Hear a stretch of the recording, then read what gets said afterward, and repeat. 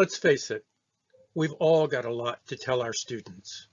But if all you have on your slide is a jumble of words, then you might as well send them an email.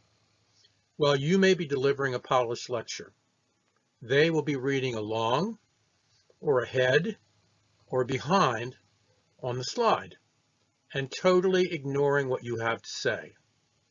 This is particularly true if you're teaching an online audience.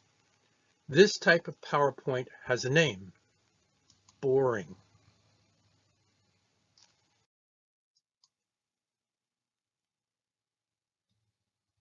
But not to worry. The cure for boring presentations has been discovered. It's in the PowerPoint icon insertions. The cure for boring is visuals. A picture is worth 1,000 words. Where do we get all those pictures worth 1,000 words? Let's look at the menus. Then we'll switch over to a live PowerPoint file and see what we can do. We start at the top of the PowerPoint at the main menu, and right next to Home we find something called Insert. Insert is one of the most valuable menus on the list of menus, so get to know it. We open it up, and if we look right inside, down towards, about a third of the way down, there's a little birdie marked Icons. Icons are where we're going to find all those pictures, photos, and cartoons. So we open that up. When we open that up, generally it's going to come up with some, icons, graphic expressions of different ideas and different perspectives. You can, you see that it says search information. You can put in almost any topic, and something specific to what you want to do will come up. Let's start with images. First on our list at the top, we've got 7 different places to go. And as you can see, the steps to get there are insert, icons, and then select images. There are literally hundreds, perhaps thousands of possible pictures that are available to you. And you can put in any kind of query that relates to the topic that you're planning to speak on, and something will come up. It'll not only be a visually compelling picture, but it will be copyright free. There will be no danger of mistakenly using someone else's photos. These are photos that come with PowerPoint. Okay, next, icons. We referred to them earlier. Icons are just graphic representations of different ideas, different things, different occupations, different trades, a whole variety of things. They're very simple, but a lot of times simple is good. It's enough to get your audience's attention, and then you can proceed to explain what all that simple symbolism is about without them getting distracted by words. Next up are the cutout people. I use these quite often. The cutouts are a range of people. They have different names. There's half a dozen of them. They're different ages. They're different situations, and they can make great backdrops to whatever point you're making. And then there's this bunch. These are the stickers. There's whole groups of them. There's particular names for them. I think most of the cast is visible to you now. And around each of these, there are a lot of little stories, a lot of little poses that you can select from. I would say right offhand that this is more for your younger audience, but you can find some really good material here with stickers.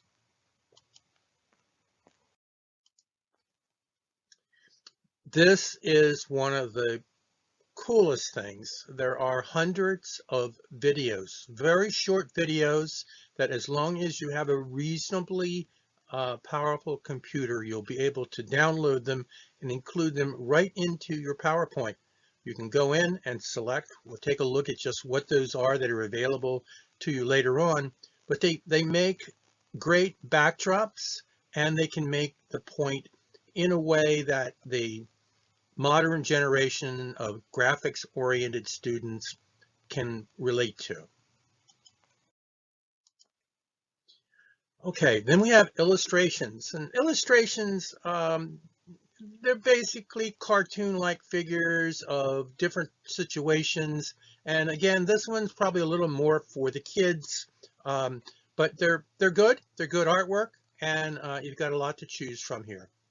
And then finally, we have the cartoon people, and we can use them much as the way that we used that group of cutout people, except that these people are in cartoon form. They come with different names, they come with different categories, and you've got a lot of different moods and actions to choose from. So very handy. Now we're going to actually jump over into a live file and work our way through that. After that, it's up to you, but I would apply this very quickly to your own files, and you'll find that you can do everything that I display here today with ease. So we're going to go up here and we're going to open up Insert. Then we're going to go over to that birdie again. We're going to open up Icons. And as you see at the top, we have 7 possible categories of illustrations that we can use to give life to our presentations. And we're going to start with images. So if with images, if we're doing a presentation on business, let's say we want to do a business presentation. Just type in business, and we get all kinds of business people coming up so that we can create a backdrop for our presentation, whether it's talking about marketing or meetings or stocks. There's a little bit of everything here. Let's try one more. This is usually pretty good. Weather. Talking about weather is pretty important skill set. And we have all kinds of pictures that can relate to weather, different seasons of the year. So quite a lot to choose from. And this is just from weather. All right, let's say we're going to do a discussion on weather. How do we get these great pictures? Well, I'm going to pick 4 that look like they might fit with a theme. Let's go with the umbrella. Let's go with cloud, weather pictures, and they're ready to go. The icons are basically relatives of those little emojis that we see. In fact, you see a few of them sitting around here. But you can go through and you can pick them from different categories like medical. We can pick bugs or animals, occupations. So a wide range. A lot of times we don't want a super detailed graphic to back us up.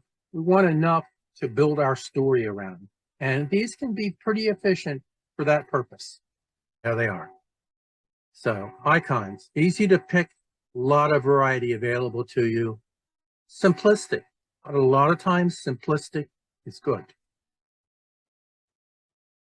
Okay, cut out people. We have a whole team of people just waiting to work for us in our presentation. Right? Let's go over here. We select cut out people, and up they come. And we'll move this a little bit. All right, and I use this guy because he is kind of, well, he's a student for sure. And we can go up here and we can go through. There's different names. All right, here's Mr. Fu. He's enthusiastic about something. And over here is Christina. And Christina has some things to say. And we just click insert. There's a dozen different versions of each of these dozen different people that are available to bring down. They're going to be in various states of emotion and action, and you can use them to make your points. Stickers, by and large, are insects and vegetables of all sorts. Like we got moody foodies here, so we've got this watermelon guy. the dude over here, and going to put him in, and then we're just going to drop him down. We insert, and over here, there we go. All right, so there's the three things that we inserted. Again, hundreds of possibilities. You can just go in the top and select a particular theme, and it'll narrow it right down, and you'll see the stickers that are most appropriate for the presentation that you are doing.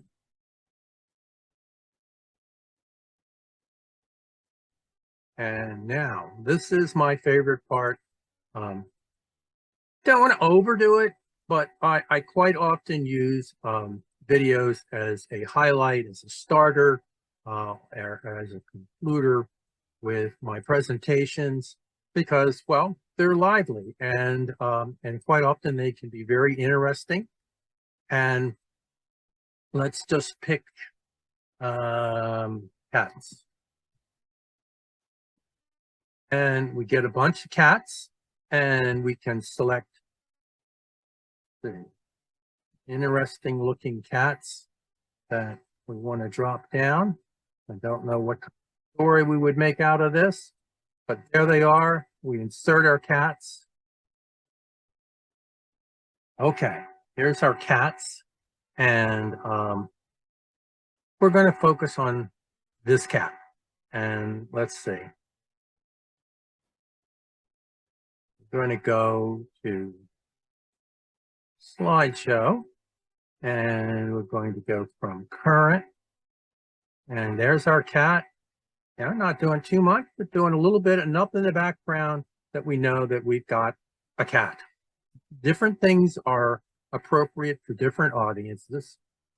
They're generally in different shades of black and gold, and they cover a wide range of different areas. We can do, you know, a dragon, maybe a little Harry Potter, and let's select something for, well, we want to do something about school. So up they pop, and we're going to do something about the science lab. And I'm inserting a couple of things that relate to science. And insert. Okay, so there's our science. They're, you know, nice artwork, quickly available. And if we're doing a talk about planets, we're ready. I'm not sure if they have all possible planets, but, you know, clearly we can give a talk about Saturn without too much difficulty. Cartoon people.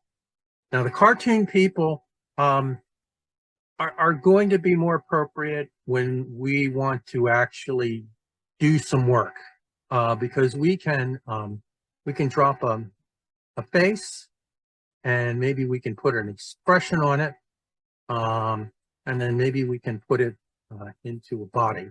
And let's insert these, maybe make it a little bit bigger for emphasis. And then we bring the face back over, and we're going to make that a little bit bigger for emphasis. And as much as I hate to say it, we appear to have a rather grumpy old guy. So those are icons. Those are the keys to having lots of free graphics to back up your presentations. And we will be looking at other aspects of insertion in other films, but we have covered quite a bit of territory here today. And the key to success is apply it. Try these things out while they're fresh in your mind. Word art.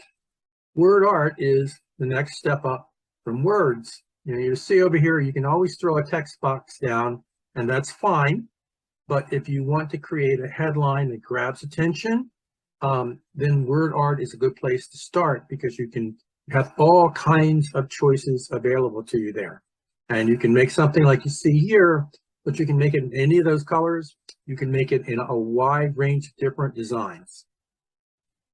You can insert the text box just like we did in home. That's always an option. It should be the last option.